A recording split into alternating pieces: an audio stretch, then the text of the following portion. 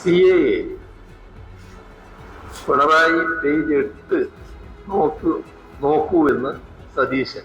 യഥാർത്ഥത്തിൽ പ്രതിപക്ഷ നേതാവ് പറഞ്ഞ കാര്യം തീർത്തും ആളുകളെ തെറ്റിദ്ധരിപ്പിക്കട്ടെ.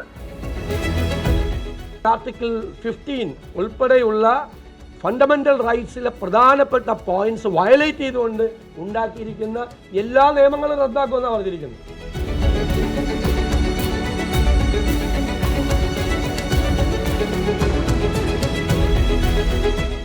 CAA പ്രത്യേകം പറയേണ്ട ആവശ്യമില്ല. CAA article 14 വയലേഷനാണ്. ഭരണഘടനയുടെ ആർട്ടിക്കിൾ 15, 16, 25, 26, 28, 29, 30 എന്നിവ പ്രകാരം മതന്യൂനപക്ഷങ്ങൾക്ക് ഉറപ്പു നൽകുന്ന അവകാശങ്ങളെയും വിശ്വാസങ്ങൾ പാലിക്കാനുള്ള മൗലികാവകാശത്തെയും മാനിക്കുകയും ഉയർത്തിപ്പിടിക്കുകയും ചെയ്യുമെന്നാണ് കോൺഗ്രസ് പറഞ്ഞിട്ടുള്ളത്.